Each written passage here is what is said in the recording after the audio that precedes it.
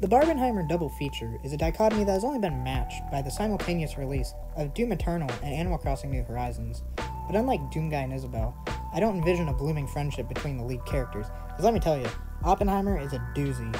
I don't know exactly what I was expecting going in, but boy howdy is it different than I thought it would be.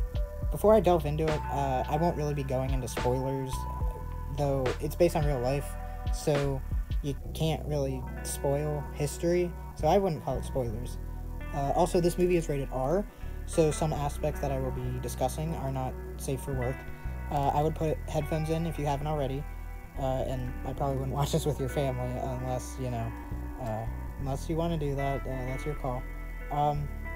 But yeah, so as a history nerd, I was excited for the release of Oppenheimer, and it does a good job of telling the story of the man behind the bomb. The bomb itself is not the focus of the movie, because there's more to Oppenheimer's life, It covers his beginnings as a clumsy student in the lab to his leading of the Manhattan Project.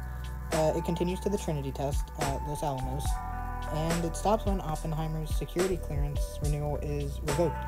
But this movie does not end there, because intertwined with Oppenheimer's retelling of his life is the courtroom drama of Lewis Strauss, played by Robert Downey Jr., attempting to be confirmed for the presidential cabinet. The structure of the movie is scattered, with constant switching between the past and present, all taking place within a flashback. It hardly ever stays in one place for very long, bombarding the viewer with facts and information through events shown on screen. It also is constantly moving, never taking a break or slowing down. This movie does not drag its feet for an instant.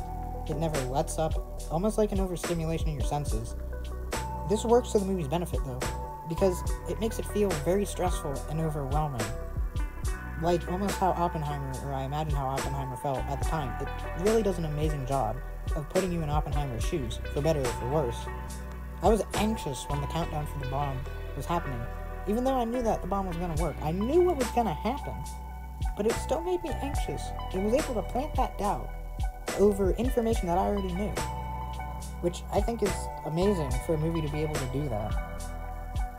I had actual chills when Oppenheimer had visions of the man-made horrors beyond comprehension that he was seeing after he found out that his bomb had been used.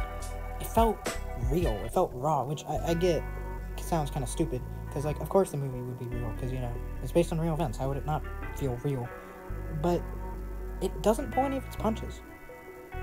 It portrayed the most real version of the events, instead of, censoring and sugarcoating it how maybe some other movies might have, or another director may have done that. But no, Christopher Nolan didn't pull any punches. He made it the most real version of the events. And bringing up, not sugarcoating or omitting anything, this movie has 3 sex scenes in it, or 2 sex scenes and a nudity scene. That nudity scene didn't really feel necessary in my opinion. And could the movie do without them? Yeah, definitely. But in my opinion, they kind of work for the movie, because they ground it in reality. By showing, everything, it really keeps it grounded as the most raw, real version of these things that happened.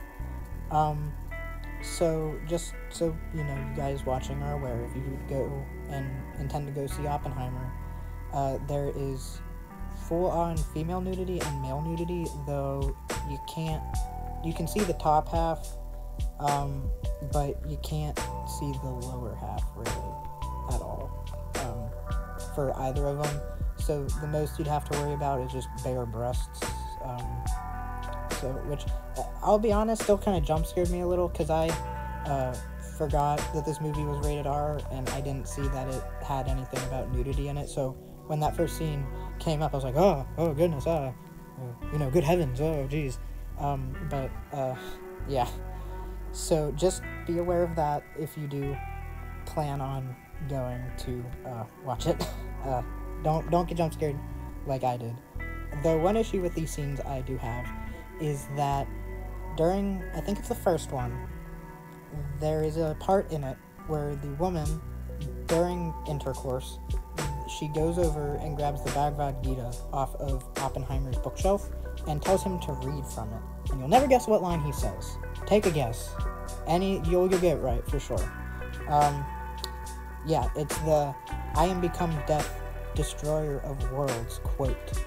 And, like, I get that that's an important quote, and they're setting it up for later in the movie, but I don't feel like it needed that setup, and having it set up in that particular instance, kind of ruined it for me, because instead of, when the bomb going off and it being this harrowing moment where Oppenheimer thinks of the "I am become death, destroyer of worlds" quote, instead of me thinking, oh yeah, that's badass, I thought of, oh hey, that's the line that, he said to the woman while they were doing the hee-hee funny adult time, and it ruined it for me, man. That explosion was definitely less cool than I thought it was going to be because of it. It kind of ruined it, honestly. But, I mean, it was still cool, but, just a little bit less so. Yeah. It made it a little bit funny instead of this absolutely just, breathtaking, harrowing thing.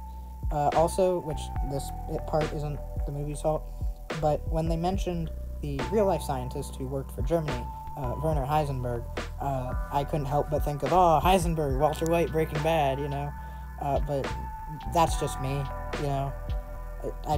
it's not the movie's fault that there was a real guy named Heisenberg, but, yeah, besides that, I enjoyed how the movie gave you, the pieces of the puzzle that you needed to figure out the main mystery of the movie, which there is, a mystery aspect to it of who leaked Oppenheimer's security in order to get him off of, the government clearance.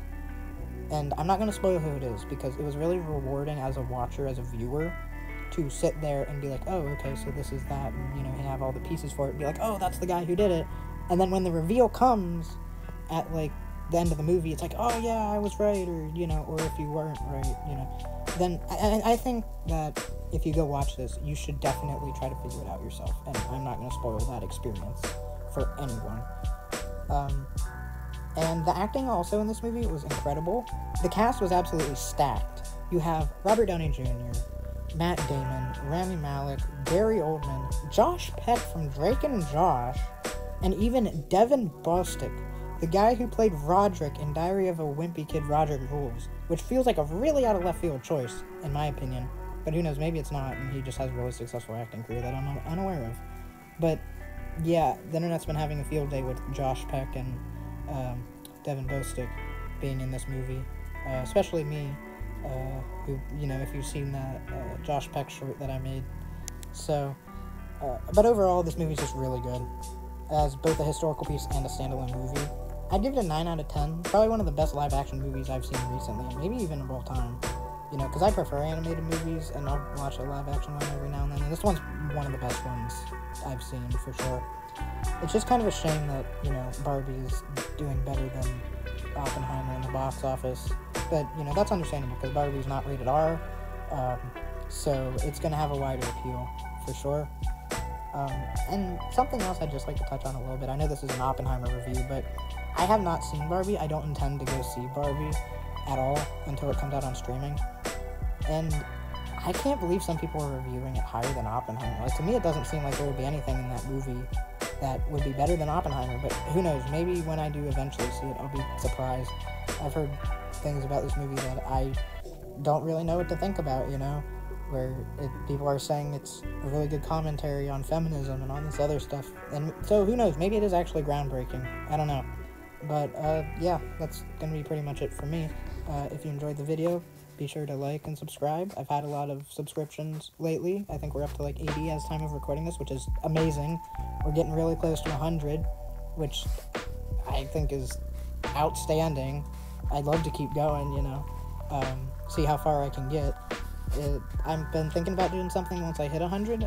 If you have any ideas, maybe a Q&A or something like that, be sure to leave it in the comments below. Also, check out my community posts. I'll post there sometimes, and if I get enough ideas, maybe I'll do a poll, see what you guys want for the 100 subscriber special if I do one. And yeah, so like I said, 9 out of 10, pretty good, would recommend, and I'll see you in the next one.